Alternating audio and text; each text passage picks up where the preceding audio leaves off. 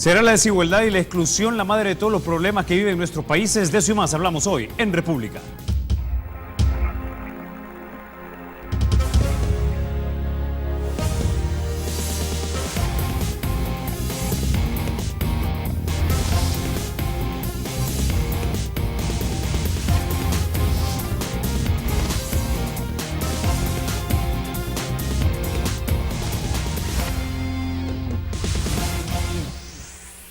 Bueno, en El Salvador el 80% de la población sobrevive con $30 o menos al día. Esto según el Banco Mundial. Para hablarnos de esto y otros temas ya nos acompañan esta mañana Iván Morales. Él es el director de país de Oxfam y también nos acompaña esta mañana Ana Iris Martínez. Ella es la oficial de incidencia y campaña de Oxfam. Esta es una organización que ha estudiado la desigualdad, ¿no? Quisiera que empezáramos esta mañana, antes de decirles muy buenos días, que nos explicaran qué es Oxfam para que la gente lo sepa y sepa entonces de dónde venimos. Bueno, con mucho gusto. Mire, Oxfam tiene una tradición de trabajo bastante larga. Fuimos fundados como organización internacional en la década de los 40 y tenemos una presencia en países como El Salvador desde la década de los 70. En realidad esta es una confederación de organizaciones internacionales que trabajan bajo un enfoque unificado, que es hacer y provocar medidas que reduzcan la pobreza, entendiendo que la pobreza es una desigualdad, ¿verdad? Entonces, venimos trabajando, tenemos ahora un trabajo en más de 90 países, ¿verdad? Y lo conforman en este momento 17 organizaciones de diferentes países, en general muchos del norte. Yo diría que Oxfam en El Salvador ha venido trabajando desde esa década de los 70, buscando formas de acompañar a la población salvadoreña para reducir la pobreza, y esto en diferentes ámbitos, ¿verdad? Hemos trabajado en temas como género, como soberanía y seguridad alimentaria, hemos trabajado en temas como minería, hemos trabajado también en el tema del agua, por ejemplo, que para nosotros es muy importante también, pero particularmente muy de cerca con las organizaciones de la sociedad civil para fortalecer su capacidad. Ahora, estas 17 organizaciones, de estas en El Salvador, ¿cuántas se encuentran? Y si me puede decir de repente 3 nombres para que nos ubiquemos. Bueno, somos una familia, todos somos Oxfam, pero tenemos una denominación de origen, ¿verdad? Que es el país donde esa sede ha sido fundada. Por ejemplo, en el caso de El Salvador, trabaja Oxfam América, cuya sede está en Boston, en los Estados Unidos. Trabaja también Oxfam Bélgica, cuya sede está en Bruselas. Y trabaja también Oxfam Quebec, cuya sede obviamente está en la ciudad de Quebec. Estamos trabajando acá de manera conjunta, como una sola organización, aunque, insisto, es un consorcio en este momento compuesto por 17 organizaciones. Entonces, nuestra oficina en El Salvador representa a las 17 organizaciones. Ok. Comencemos entonces a hablar un poco más del tema. Ana Iris, escuchamos frases como el mundo está en crisis, hay pobreza en el mundo, siempre han habido pobres, etcétera, etcétera, etcétera. La pregunta ¿es cierto que todos son pobres? Bueno, que la respuesta es obvia, pero ¿es cierto que hay crisis para todos o hay crisis para algunos y unos pocos están realmente muy beneficiados? Bueno, esa es parte, digamos, de las cuestiones centrales que aborda el informe que presentó Oxfam la semana pasada a nivel global, poder estudiar mucho más a fondo las desigualdades extremas, porque lo que tú estás mencionando es que por un lado vemos millones de personas en condiciones de extrema pobreza sobreviviendo con menos de $1.25 al día, y por otra parte tenemos un número reducido de personas que acaparan cerca del 48-49% de la riqueza que se produce en el mundo, que además tienen una capacidad de influir en las políticas públicas mucho más fuerte que los ciudadanos y ciudadanas para hacer valer sus derechos. El estudio que se presentó, del cual vamos a estar hablando este día, que es Iguales, acabemos con la desigualdad extrema, es hora de cambiar las reglas, hace ver no solamente que la situación de desigualdad es cada vez más extrema y está creciendo en los últimos 30 años, es decir, estamos diciendo que 7 de cada 10 personas viven ahora en países donde la desigualdad ha crecido en los últimos 30 años de manera exorbitante. es importante no solo analizar la situación de desigualdad que, como decía Iván, socava la lucha que se tiene contra la pobreza, sino que también es importante ver el poder de influencia que tienen estas personas que pueden de alguna manera cooptar muchas de las decisiones políticas que se están tomando a nivel global. Entonces vemos que es un tema crucial. De hecho, numerosos economistas, instituciones como el Fondo Monetario Internacional señaló que la desigualdad iba a ser una amenaza para los próximos años, y es un tema que debe de estar en la agenda global, pero que también tiene sus expresiones en la agenda regional y en la agenda de país. Ahora, señor Morales, ¿cuántos países estudiaron ustedes en este informe? Bueno, tomamos datos en general de todos los países, ¿verdad? Pero pusimos un poco más de énfasis en algunos, para sacar lecciones, tanto positivas como negativas, de acciones que los países hacen para reducir o acciones que profundizan esa desigualdad. El Salvador no fue un caso específico de estudio, ¿verdad? Sin embargo, mucho de lo que analizamos en el informe consideramos que es aplicable al país, ¿verdad? Yo quisiera abundar un poco en lo planteado por Ana Iris, porque creo que estos datos, para quienes nos ven por su programa, son muy útiles de comprender. El estudio, por ejemplo, revela que apenas 85 personas en el mundo son dueñas de la mitad de la riqueza del mundo. 85 personas. 85 personas 85 personas son dueñas de la mitad de la riqueza del mundo. 85 personas, pero si somos un país de, ¿cuánto? 5.000 millones de personas habitan en el mundo, ¿tienen ese dato? Casi 7.000. Casi 7.000 millones de personas. De 7.000 millones de personas, usted me está diciendo que menos de 100 personas son dueñas de la mitad de la riqueza del planeta. ¿Eso qué significa? Que estamos llegando a niveles de desigualdad tan profundos que ponen en riesgo el desarrollo y ponen en riesgo la capacidad que tenemos en los países y en el mundo de combatir la pobreza, que es uno de los grandes problemas reales del desarrollo, ¿verdad? En ese sentido, hicimos varios análisis de esa naturaleza, ¿verdad? Incluso examinando en regiones, en países, cómo se reflejaba esto. Curiosamente, América Latina es una de las regiones que reflejan, o es la región que refleja la mayor desigualdad en el mundo. América Latina. América Latina. ¿Eso qué significa? Tenemos mayor concentración en pocas manos en América Latina. Y América Latina es considerada una región en crecimiento.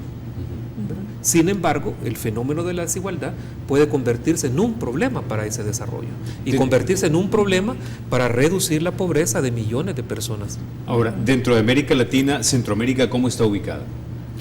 Pues Centroamérica tiene, yo diría, varias características, ¿verdad? En primer lugar, tiene países que tienen altos niveles de pobreza aún, aunque creciendo en la reducción de la misma, pero todavía conserva altos niveles de pobreza, ¿verdad? Pero la característica fundamental de países en Centroamérica, como el caso de El Salvador, son sus niveles de desigualdad. Baste un dato: nosotros en el caso de El Salvador, y de acuerdo a las cifras oficiales del año 2013, por ejemplo, el 20% de la población más rica o de mayores ingresos en El Salvador es dueña de casi la mitad de la riqueza del país, mientras el 20% más pobre no tiene una propiedad de riqueza que no supera el 5%. Entonces esos son niveles que reflejan la desigualdad. Cuando uno se pregunta sobre las posibilidades reales que tienen países de esta naturaleza para poder desarrollarse, obviamente ahí tiene un problema, porque usted necesita que la población esté en condiciones de ser activa en el desarrollo, pero si es una población que no tiene el acceso a los beneficios del desarrollo, difícilmente va a poder hacerlo. Ahora, en el caso de El Salvador, recuerdo haber leído un informe, no recuerdo ahorita exactamente la fuente, pero es una organización que hace este tipo de listados a nivel mundial. Hablaba de la presencia de más de 100 ultra ricos, le llaman, o ultra rich sería en inglés, en El Salvador, y eran fortunas de arriba de $1.000 millones en El Salvador. No en el caso de El Salvador. Sí hay personas que están en la lista de las 100 personas más ricas, que es la que establece la revista Forbes. Pero en el caso de lo que nosotros llamamos los 1.000 millonarios, es decir, son aquellas personas cuyos patrimonios superan los $1.000 millones, No hay uno en El Salvador, ¿verdad? Sí, pero sí hay por lo menos algunos cercanos. Sí, hay muy cercanos, por ejemplo en México, Carlos Slim es el que aparece en la lista en el primer lugar de los 1000 millonarios que hay en el mundo, cuya fortuna, de acuerdo a este modelo, faltarían 220 años de vida para gastarse toda la fortuna que tiene. Y nos parece que México, bueno, es un buen ejemplo de cómo se da esa desigualdad extrema, ¿no? Desde que se ubique en un país en desarrollo y con estas condiciones uno de los hombres más ricos del mundo, ¿no? También es interesante mencionar de que con la crisis, las contradicciones que hay, porque con la crisis financiera en el 2009 se tenía contabilizado, de acuerdo a la revista Forbes, alrededor de 763 personas que tenían patrimonios arriba de los $1.000 millones.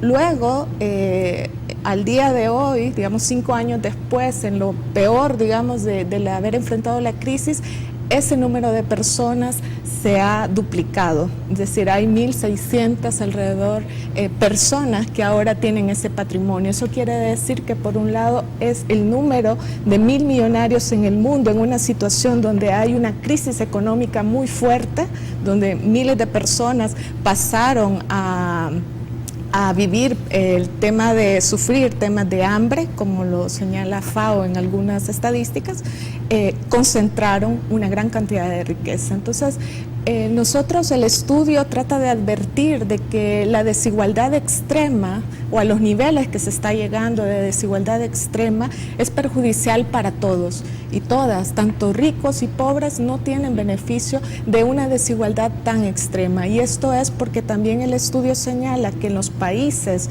cuyos niveles de desigualdad son más altos también corresponde o hay una correlación con los niveles de violencia y de inseguridad social que se vive. Vamos a tocar ese tema y vamos a hablar también acerca de, bueno, eso de ser rico, de ser afortunado, tampoco es que sea un pecado, tal vez sea si tienes unas prácticas exclusionistas que te generen la desigualdad, lo que de repente sea altamente cuestionable. Vamos a hablar de eso en minutos.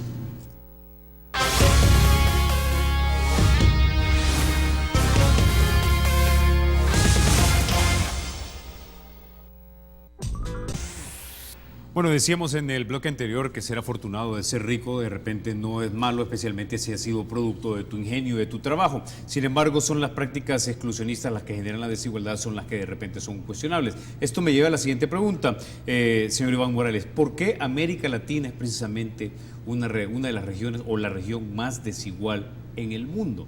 ¿Es esto cultural y todo lo que se construye sobre lo cultural? Pues el informe identifica dos grandes causas, ¿verdad? La primera causa es lo que económicamente se ha estudiado bajo un concepto acuñado por Joseph Stiglitz, ¿verdad? Que me parece muy importante en esto, que es lo que él llama el fundamentalismo de mercado. Okay. Esa es la primera causa. ¿Qué significa esto? Es aplicar aquella receta a las economías en las cuales los mercados operan con total libertad y los roles de los estados se reducen, ¿verdad? Es decir, dejar todo a las reglas del mercado. Esto es lo que él llama el fundamentalismo del mercado. Esa es una de las grandes causas.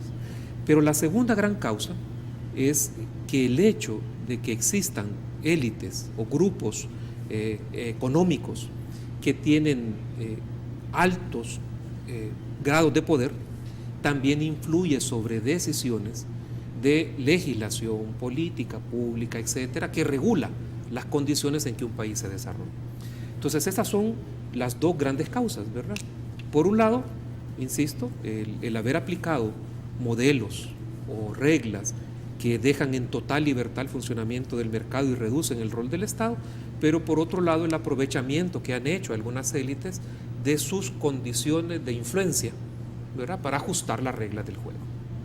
Entonces, eso ha ido generando que la brecha se vaya profundizando, porque obviamente las condiciones favorecen a aquel que más tiene, mientras que los que menos tienen o las que menos tienen no tienen la posibilidad de tener acceso a esas reglas. Es decir, cuando hablamos en esta gran causa a la que se refiere usted citando a Stiglitz y que el Estado reduce su tamaño, quiere decir que el Estado no cumple su papel de nivelador dentro de la sociedad, es decir, brindando las oportunidades para que la gente tenga, aunque sea, la oportunidad de prosperar? Sí, se refiere a que el Estado recupere su rol de garante de los derechos que tiene la ciudadanía, es decir, un Estado con un rol regulador, pero también distribuidor de esta riqueza que generan los países, porque lo que sí se está viendo es de que puede haber crecimiento económico, pero si este crecimiento económico se concentra únicamente en ciertas manos, entonces cuando estamos debilitando el desarrollo del país, el desarrollo inclusivo del país, entonces se requiere de un rol mucho más fuerte del Estado, de políticas orientadas a reducir esas brechas, es decir, políticas que vayan dirigidas a garantizar protección social, políticas dirigidas a reducir las grandes desigualdades que existen entre hombres y mujeres, el de lograr dar oportunidad a las mujeres a incorporarse también a la actividad productiva, políticas que vayan dirigidas a reducir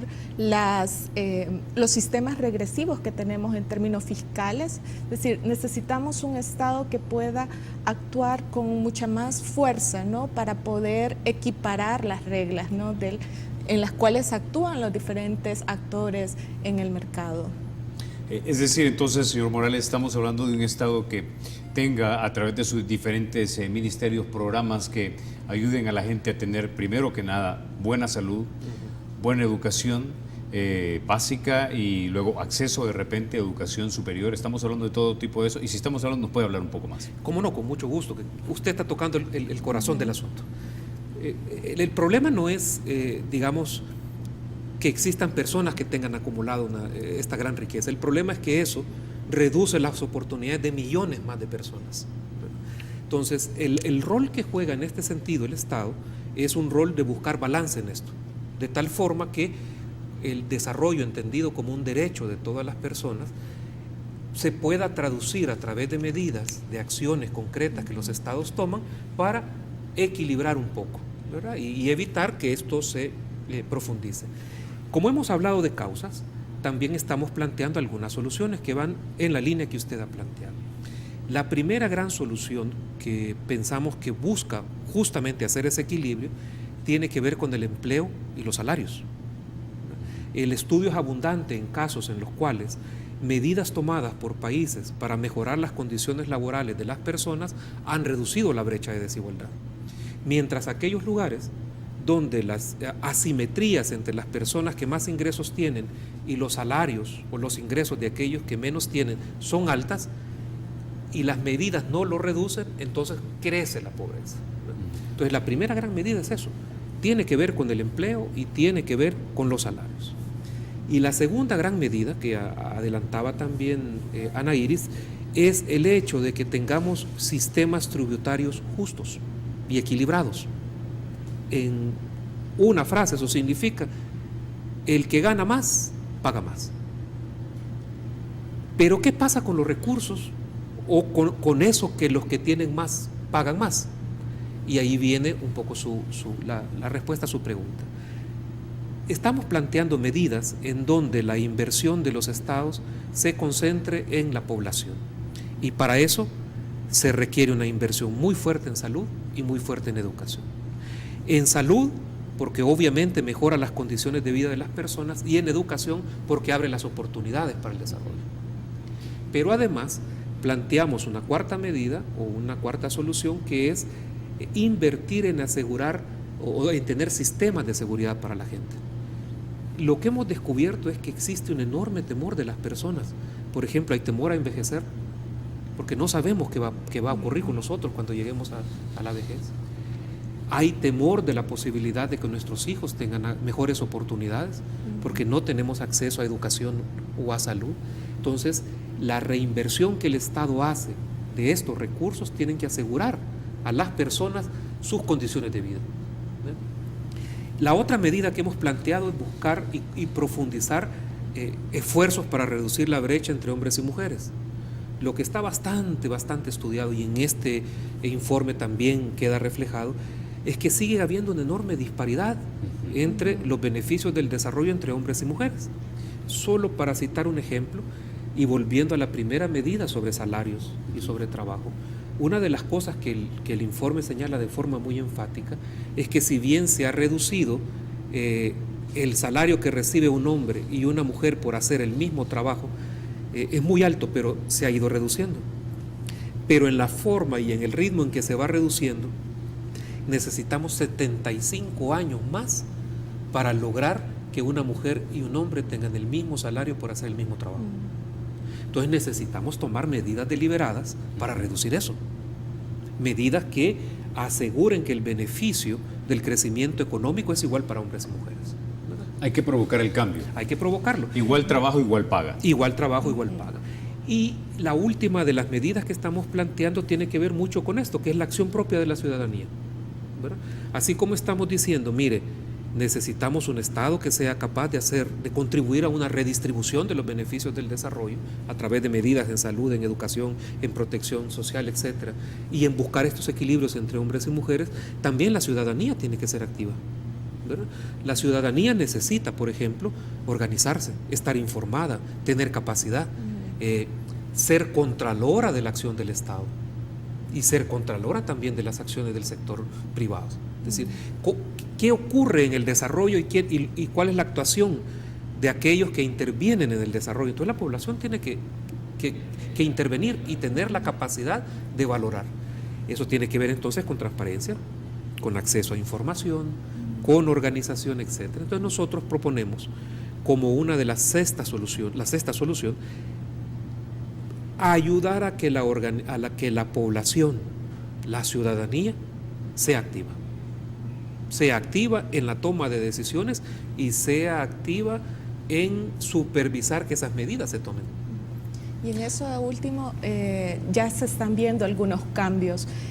Cada vez más a nivel global podemos ver expresiones de la ciudadanía movilizándose por cambios, por mejoras en los sistemas de transporte público, por mejoras en los sistemas de salud, de educación, de tener salud y educación gratuita y universal. Vemos expresiones de movimientos, por ejemplo, Brasil, ¿no?, que paralizaron, ¿no?, para lograr exigir derechos en términos de protección social. En Madrid, en Europa, diversos esfuerzos de la ciudadanía por tratar de que una de las medidas para superar la crisis, digamos, financiera o económica no pase por la reducción de prestaciones sociales o que no toque estas garantías, que eso ha sido como una de las recetas o de las medidas que se le imponen muchas veces a los gobiernos, de poder tocar más lo que es el gasto social o ciertas medidas de políticas que van en contra de eso. Entonces estamos viendo cada vez más una ciudadanía con mayor información y con mayor capacidad de poder ejercer su derecho. Hay que fomentarlo más, sobre todo acá en El Salvador. Creo que también es importante ver que ya hay organizaciones de sociedad civil que están ejerciendo un rol muy importante para cambios en políticas públicas, pero hay que invertir en eso, hay que seguir fomentando la participación de la ciudadanía para que pueda ser sujetos de su propio desarrollo y puedan tomar decisiones sobre las políticas que están afectándoles. Bueno, ya mencionaba usted algo de igual trabajo, igual paga, cuando se trataba de las diferencias que hay entre los dos géneros, tanto hombres como mujeres, a la hora de vengar un salario, pero que hay también, se ha considerado, por ejemplo, en ese estudio, el tema de igual ganancia, igual paga. Le menciono esto porque yo residí más de 15 años en los Estados Unidos y yo sé, a ciencia cierta, que aquí hay compañías que ganan igual o más que las compañías en las que trabajé en Estados Unidos y sin embargo pagan la centésima fracción de lo que le pagaban a sus trabajadores allá. Mire, esto es un tema importante, ¿va? El estudio lo que muestra es esta brecha que existe entre los salarios más altos. Generalmente son los salarios de los ejecutivos de muchas corporaciones internacionales, ¿verdad?, que son salarios extremadamente altos respecto a las personas que tienen el salario más bajo en esa misma corporación, ¿verdad? Quien tiene el salario más bajo es extremadamente bajo, quien tiene el salario más alto es extremadamente alto dentro de una misma organización. Por eso también señala la necesidad de ir reduciendo esas brechas, ¿verdad? Hay muchas maneras de reducir esas brechas, ¿verdad? Una es salarios más justos, ¿verdad? Pero la otra también es la tributación. Si en esa escala yo tengo el salario más alto, yo pago más.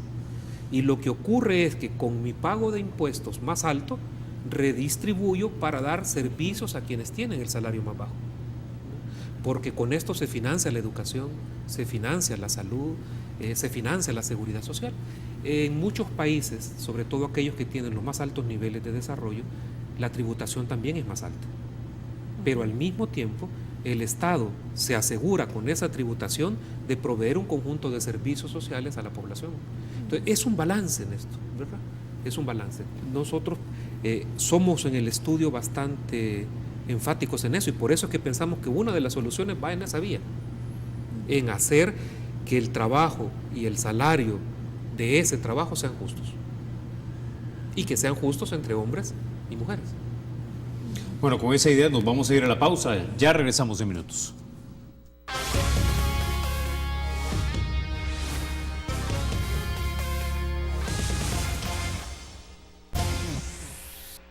Bueno, continuamos con esta interesante charla acerca de la desigualdad. Y mi siguiente punto era llevarlo al punto de la exclusión y retomar el punto en el que usted dejó hace 2 segmentos, la parte de la legislación, porque los legisladores básicamente son un grupo de personas que nosotros elegimos para que en representación nuestra nos gobiernen, pero básicamente se ponen de acuerdo y aprueban leyes, pero ese ponerse de acuerdo básicamente está basado en un set de ideas, de creencias, de valores y de prácticas que nos dan nuestras características únicas como cultura.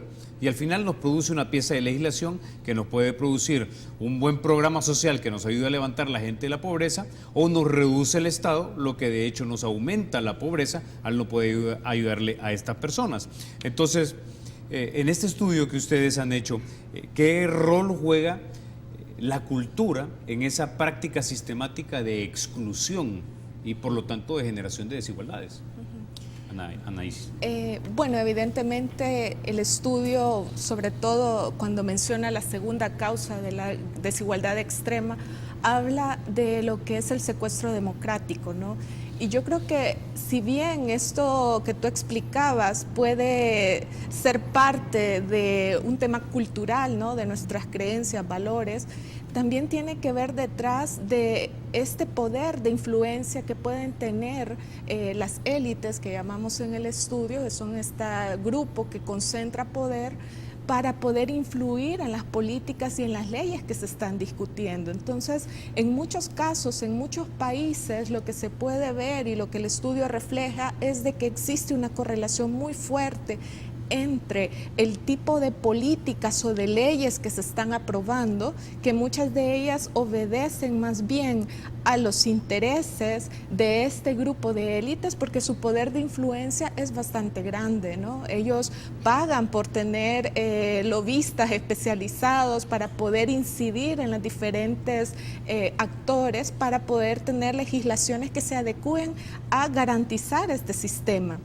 Por eso es importante señalar que este tipo de prácticas puedan irse reduciendo, y cómo logramos que una ciudadanía mucho más activa, con mayor información, pueda también exigirle, en este caso a los legisladores y las legisladoras, que puedan hacer políticas y leyes que estén a favor de las grandes mayorías para ir reduciendo esos grandes problemas de exclusión que existe. Entonces, en muchos casos, por ejemplo, para citar el caso de El Salvador, vemos que hay ciertos bloqueos en leyes importantes, por ejemplo, la Ley General de Agua, vemos la Ley de Soberanía y Seguridad Alimentaria, vemos otro tipo de legislaciones que van orientadas hacia garantizar el derecho a la alimentación, el derecho al agua para grandes mayorías, pero que cuesta tanto que este tipo de leyes puedan ser aprobadas en corto tiempo. Y entonces ahí vemos una expresión muy, muy tangible de cómo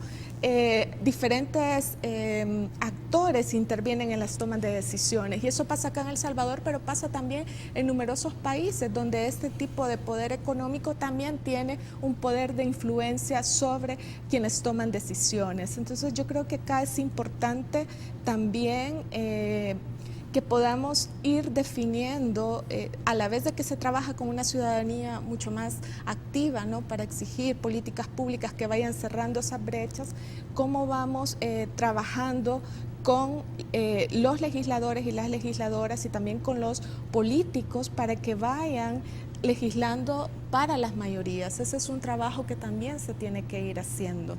Señor Morales, lo mismo, la exclusión es una práctica cultural que se concreta de repente en legislaciones. ¿Qué es lo que han encontrado ustedes en el estudio? Específicamente como cultura no es un tema que ha sido abordado directamente, pero sí obviamente detrás de muchas prácticas hay una expresión cultural, ¿verdad? Hay una tradición de cómo hacer las cosas, de cómo tomar las decisiones, de quienes participan directamente de esas decisiones, y eso se va profundizando.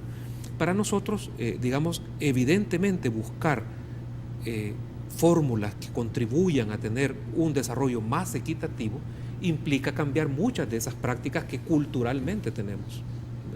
Entonces, insisto, aunque el estudio no profundiza específicamente el aspecto cultural, sí es evidente que muchas de esas prácticas tienen a su base una cultura que fomenta la desigualdad, ¿verdad? Y por lo tanto hay que cambiarlo, y eso pasa, como decía Nairis, por también contribuir a una mejor comprensión de las decisiones que se toman y en los actores que toman esas decisiones.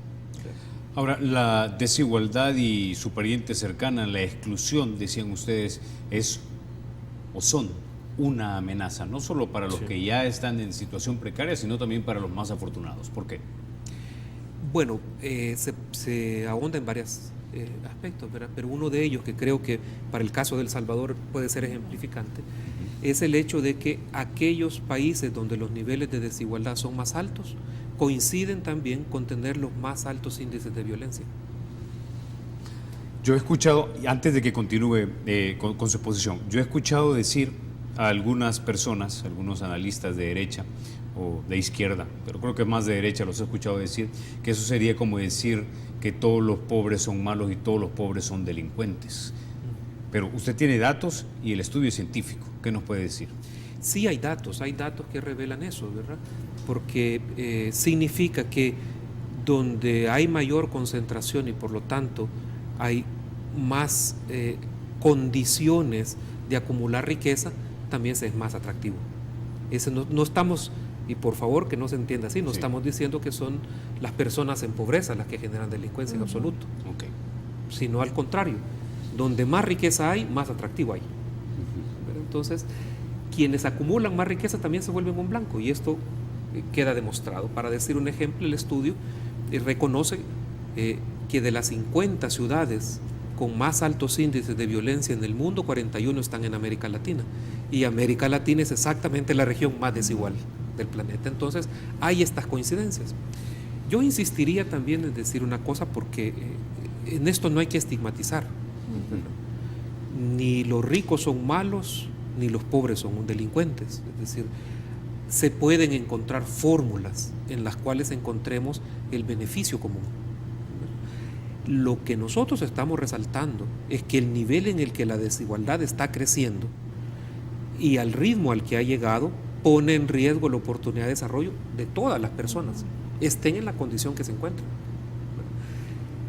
Y que en términos de derechos de las personas estamos violando lo esencial, que es el derecho de las personas a una vida digna, porque no tienen el acceso a la educación, a la salud, a la seguridad, al empleo, a los salarios, y cada vez tienen menos posibilidad, ¿verdad? Entonces, eso creo que es lo más importante de rescatar, ¿verdad?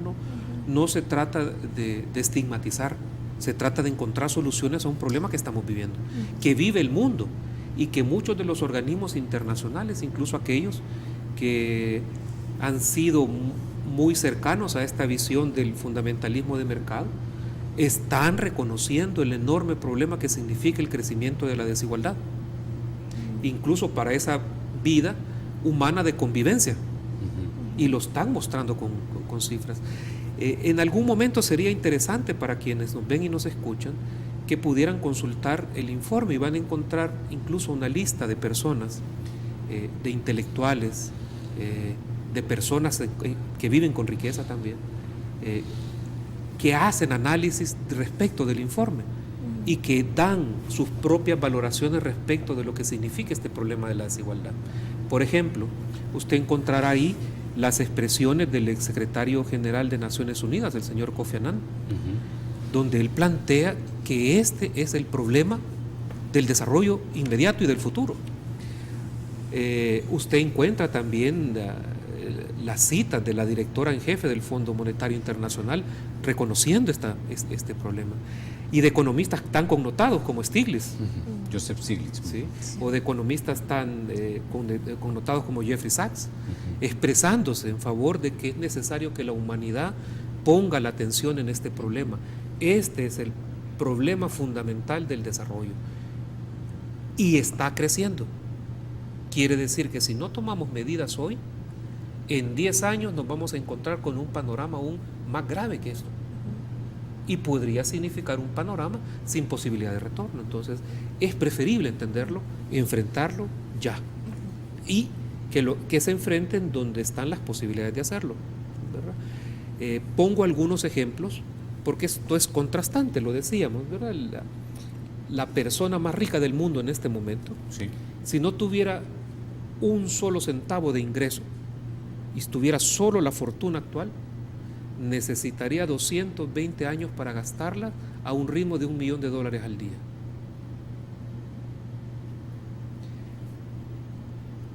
En contrario, tenemos cientos de millones de personas viviendo por debajo de $1.5 como ingreso diario. Eso es el caldo de cultivo no solo de frenar el desarrollo, sino de un conflicto. Entonces, la voz que nosotros como Oxfam queremos poner es la del llamado a la cordura, a la necesidad de reflexionar y de tomar soluciones frente a un problema creciente. No es al fomento de la disputa y a la confrontación, es todo lo contrario.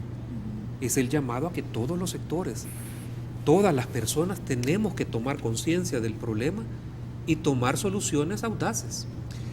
Es muy enfático el problema en señalar que al reconocer que las dos grandes causas son estas, y ambas causas se originan por decisiones deliberadas de los seres humanos, significa que también podemos tomar decisiones deliberadas en contrario. Si nuestras decisiones nos han llevado a este punto, nuestras decisiones también lo pueden frenar y revertir. Y esos son los grandes mensajes que queremos dejar. Bueno, con esa idea nos quedamos, vamos a la pausa, regresamos en minutos.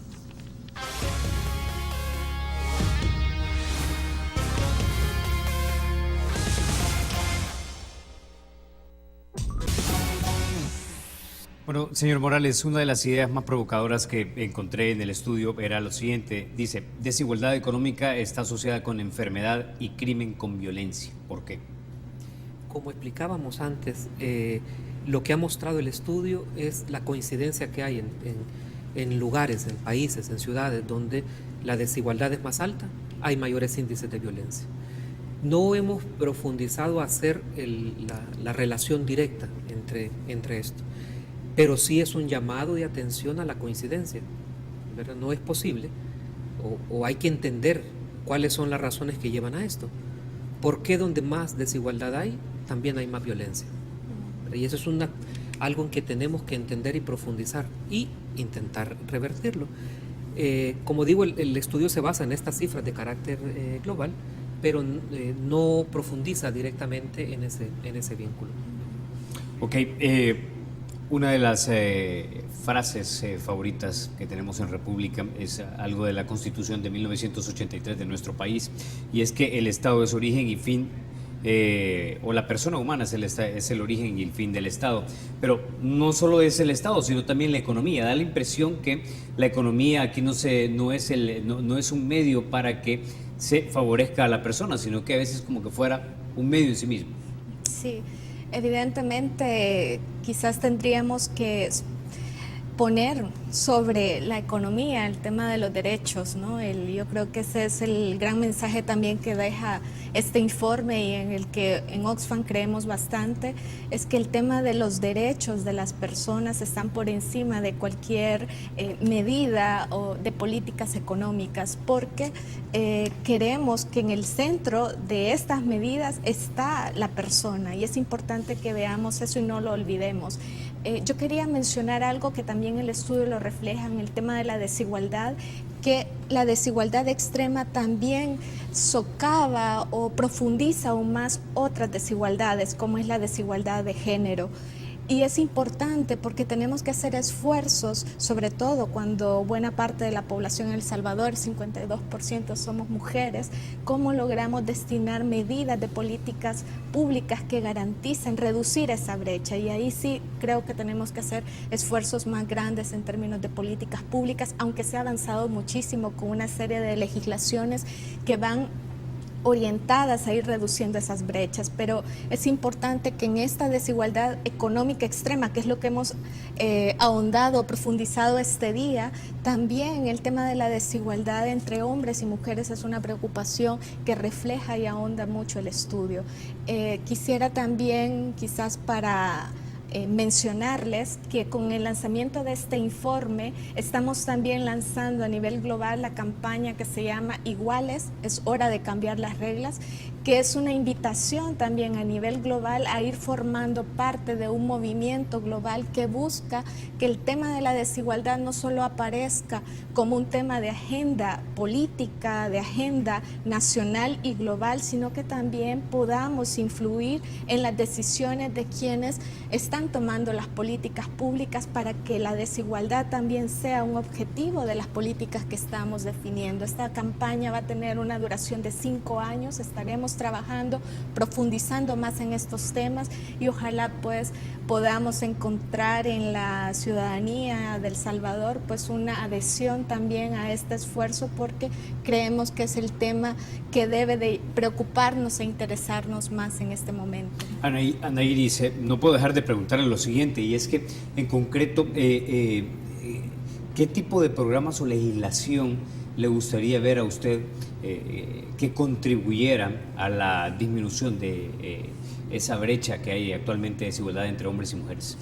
Bueno, mencionamos varias recomendaciones que Iván profundizó, pero yo creo que para el caso de El Salvador, el tema de una legislación que tenga posibilidad de implementación también en términos de garantizar protección social, mayor educación y salud universal para la población, eso es sumamente importante.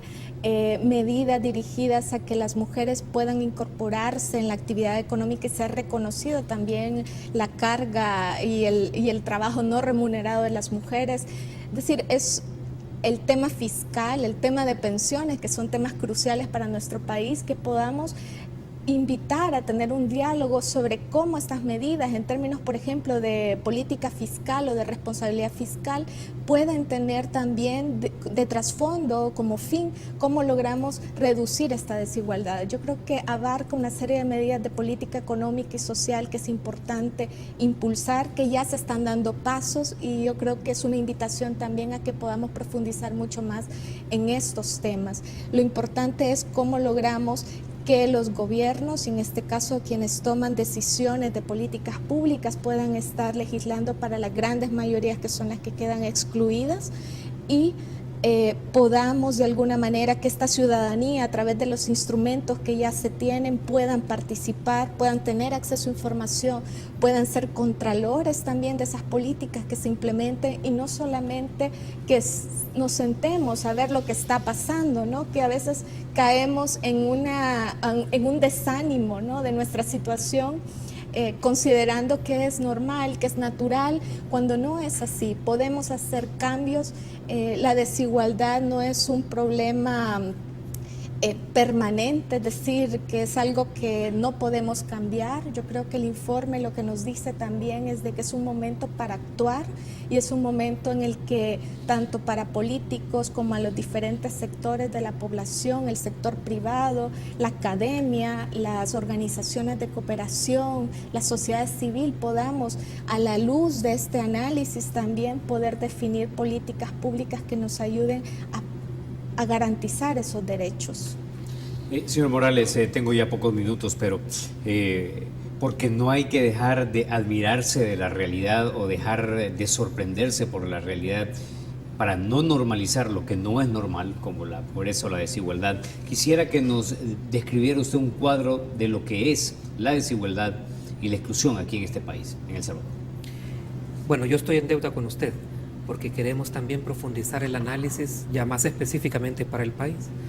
Porque el informe, al no tomar El Salvador como uno de los casos de profundización, pues no da cifras específicas para el país. Sin embargo, el panorama actual lo que muestra es que han habido en los últimos años una serie de medidas que han reducido la pobreza. Las cifras en términos generales muestran que la pobreza en El Salvador se ha disminuido.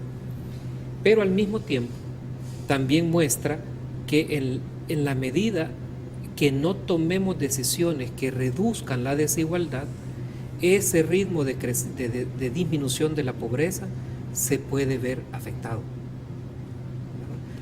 Si no tomamos medidas que equilibren y que hagan justo el empleo, el ingreso, la tributación, el acceso a la salud, de la educación, la participación ciudadana, y no se regule con leyes y con política pública adecuada a eso, entendiendo que todo esto que he mencionado es un derecho de las personas, pero si no actuamos ya con esa visión, los logros que hemos tenido en materia de reducción de la pobreza se pueden ver en riesgo.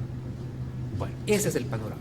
Con esa idea nos quedamos entonces. No me resta más que agradecerles a ustedes, Ana Iris y señor Morales, por haber venido esta mañana a República y explicarnos un poco acerca de este informe y lo que es la pobreza, la exclusión, la desigualdad, no solamente en El Salvador, sino a nivel mundial. Muchísimas gracias una vez más. Gracias a usted. Gracias por la invitación. A ustedes, amigos, los espero mañana a las 6:30 de la mañana y recuerden, porque la República es de todos, hay que cuidarla.